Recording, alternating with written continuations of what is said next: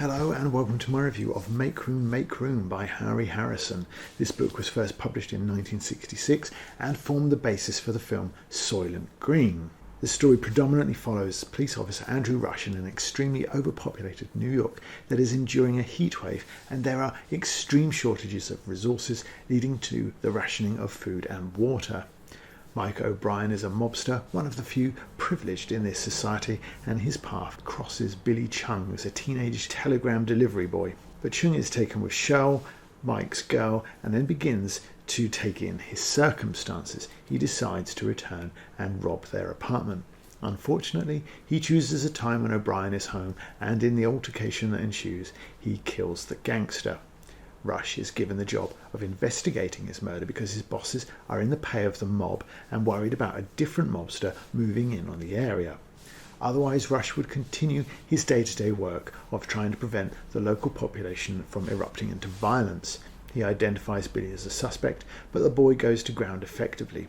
During his investigation, Rusch makes friends with Shell and then asks her to move in with him. The weather changes and the heat wave gives way to the coming winter, but further shortages lead to further civil unrest, and eventually Rusch finds Billy and shoots him dead as he tries to escape. He's busted by his ungrateful bosses back to beat cop, and as the city simmers with violence, again, Shell leaves him. In terms of plot, that might not seem like an awful lot, and the book is split into two parts with all the crime and investigation in the first part.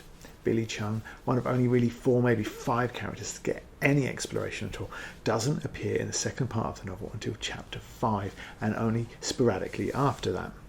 He falls in with a maniacal doomsayer who predicts the world will end on the upcoming New Year's Eve 1999. Meanwhile, Andy Rusch works too hard to neglect Shell in what seems like quite an accurate depiction of a man sabotaging his own relationship. And then, while his roommate explains to Shell that all the problems in America are caused by lack of birth control, the second section is much more of a personal drama with a political diatribe thrown in. And Chung's fleeting appearances are kind of suggestive that Harrison had run out of ideas for him. While the bulk of the world building is quite wisely confined to the first part, there is one scene with Chung in part 2 that is quite interesting, which is when he and Peter move into one of the abandoned car lots that have become impromptu housing estates. But even in context, it doesn't add much to the sense of waste, reuse, inhumanity or overcrowding that the novel has already established, and established really well it is, especially in the much more engrossing first part, which does better service to all of its characters. Chewing especially, but it also weaves plot, world building and character really well. The only fault I'd pick with the first part is that I've just finished reading Womack's Random Acts of Senseless Violence, which is also set in an overcrowded, collapsing New York, but is far more visceral and modern. This, of course, predates that by 25 years or so, but many of the scenes here, including queuing for dwindling resources, are contrasted with Shell's previous experiences of opulence, and they have some of Womack's verve. What is interesting is that Harrison's future predicts increased longevity, though the future he depicts also comes with poor nutrition, limited healthcare, and an increasing lack of law and order, all of which are unlikely to bring that about. As Soul tells Shell, we've got a plague of people, a disease of people infesting the world. We've got more people who are living longer, less people have to be born. That's the answer. We've got death control. We've got to match it with birth control. But he has also observed the political intransigence that will prevent birth control from being introduced.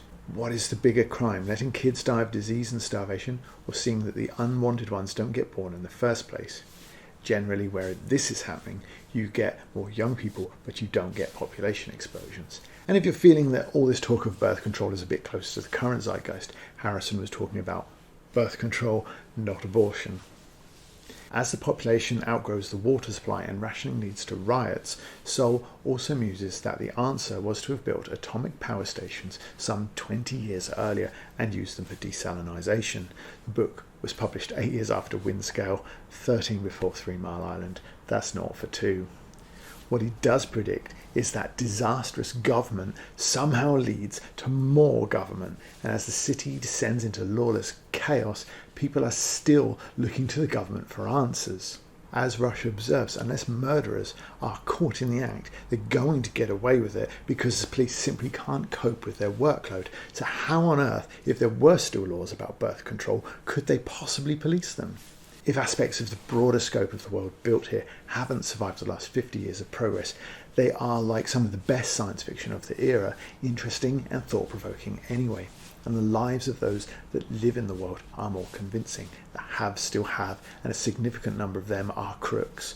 The have-nots, like Rusch, are punished even for doing the right thing, though plenty of that damage is also self-inflicted. And probably most prescient of all Harrison's ideas is that people still expect a demonstrably useless government to come up with the answers to save them. What the government of this book desperately needs is a hefty dose of the Second Amendment. What Harrison's downbeat finale suggests is they're going to get is more of the same. As always, Harrison's prose is accessible and witty. This is the first paragraph of the text. New York City, stolen from the trusting Indians by the wily Dutch, taken from the law-abiding Dutch by the warlike British, then wrested from the peaceful British by the revolutionary colonials. This stream of contradictions perfectly encapsulates the melange of the city under the pressure of overpopulation and a sweltering heatwave. The mix of cultures becomes a melting pot, with Billy Chung's narrative showing the fractures even among the immigrant community. The contradictions of Rusch's hard work being one of the few things that are actually punished by the police in this book. And this opening, easy to dismiss as whimsical, sets it all up beautifully. Harrison will use dramatic irony, usually the source of comedy or tension, to diminish the stakes here. The threat to Rusch's job is real, of course, but the desperation to solve the murder of Big Mike comes from the erroneous connection of a symbol marked in the dirt by Chung that also just happens to be a rival gangster's calling card. The stakes then for the elites running the city are minimal. Rusch has something to lose, but they only think they do. That's not to say life is all heatwave and roses. Luxury is relative, as Shell's trip to the meat market reveals, where a good leg of dog, nicely hung, good and fat too, is just about the best on offer, and even a gangster's mole has to suffer through uncomfortable sexual harassment to secure the best of what's on offer. There's also a nice twist on pathetic fallacy towards the end of part 1, where the gloom and menace of an incoming storm, normally a literary harbinger of disaster, brings welcome change and relief from the heatwave. Harrison in part 2 will subvert that as well. In conclusion, Make Room would be better served by a title that promises what it delivers, a thoughtful piece of speculative fiction. This is not one of Harrison's more whimsical works. It is in fact almost entirely dour. None of the main characters, there are 5 if you include Big Mike, have anything like a happy ending. There is only a brief bout of happiness for any of them. The plot is limited, nominally a police investigation. There are a lot of passages of soap opera drama between Shell and Rusch, and a big chunk of politicking from Soul. Because the characters generally convince, the world building, which is definitely patchy in places, almost manages to succeed despite the more obvious flaws in its premise. Harrison, as ever, is clever and thoughtful, but Make Room doesn't have the raw menace or power of other similar books, though one should not underplay its obvious influence on those that came later. By the way, if you're wondering, the most famous association with Soylent Green was original to the movie and is not in the book. This was, though, one of the books on the Bloomberg must-read science fiction list that I discussed a few weeks back with Ramsey from Rajathon. I think it's largely there due to its influence rather than its attributes. Thanks for watching, like and subscribe for more like this.